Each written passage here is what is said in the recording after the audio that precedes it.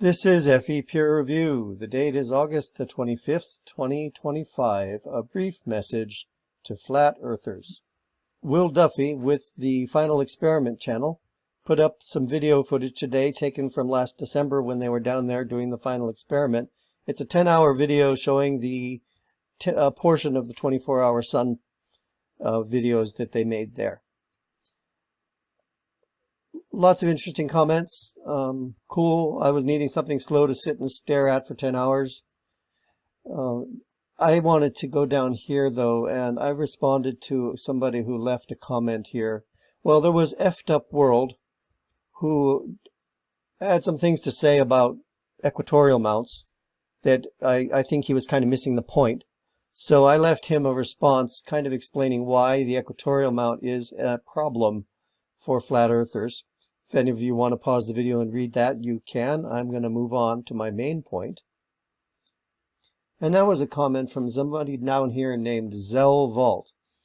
Am not sure how this proves the globe. And I left him a comment which I will be reading to you. But first, a quick glance at Zell Vault's channel.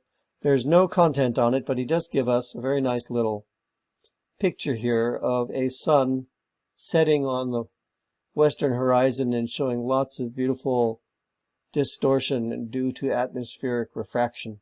Very nice. Sunset. I still haven't heard an explanation that makes any sense at all about how the sun sets on a flat earth, but that's getting ahead of ourselves here. Let's move on, though. I'm going to go back to my message. Zell Vault writes, am not sure how this proves the globe. And I started my response with, it was not intended to prove the globe. It was intended to disprove specific claims made by Dave, I'm a Scammer Weiss, Eric, Hitler apologist Dubé, and others who very clearly stated that, quote, you can't have a 24-hour sun in Antarctica. And those are Weiss's own words. These claims were made in public, on camera, and at the start of the organizing for TFE, Will Duffy made videos rebroadcasting these claims as the specific reason for his organizing TFE. So this video is not intended to, quote, prove the globe. It's intended to address specific claims about the 24-hour sun in Antarctica, and that's what it did. If you can present a model of a flat Earth which accords with the observed reality that there is a 24-hour sun into Antarctica in December and a 24-hour sun in the Arctic in June, we all would be thrilled to see it.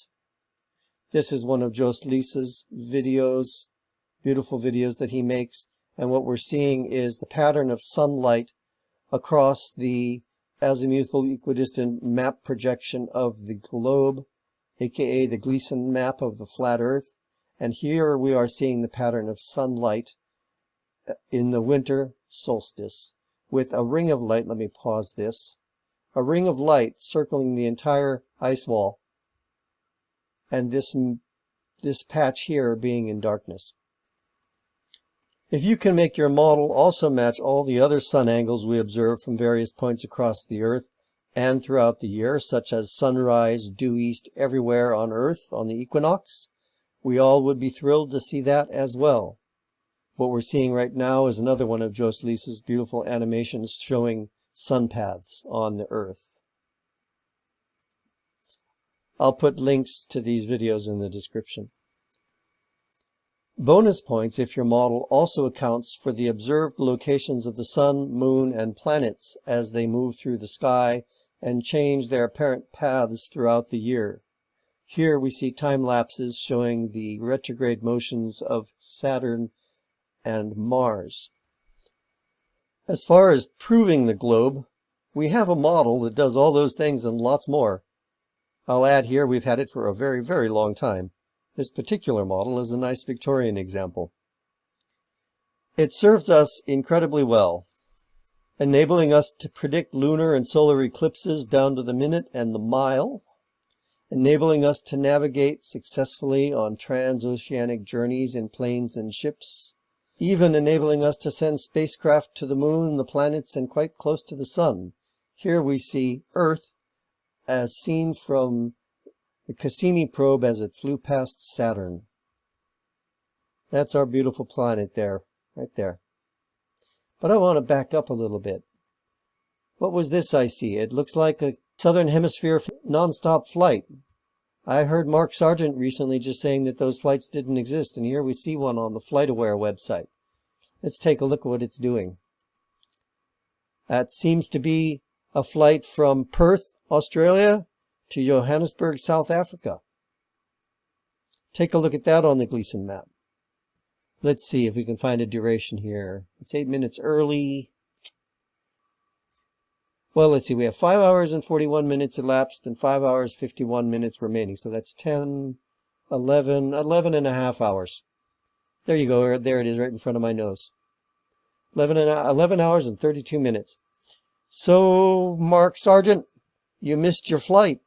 You should have been on that one. You were saying it doesn't exist, but there it goes. Back to this lovely object. I have a thing for complicated Victorian gadgetry. As I was saying, we have a model, and it does all those things and lots more. And it's all done with one self-consistent model. Until flat earthers can provide us with something that gives better results, there's really no sensible reason for abandoning the model we've got. That's my message, flat earthers. Come up with something that works better, and it'll be worth giving some attention to.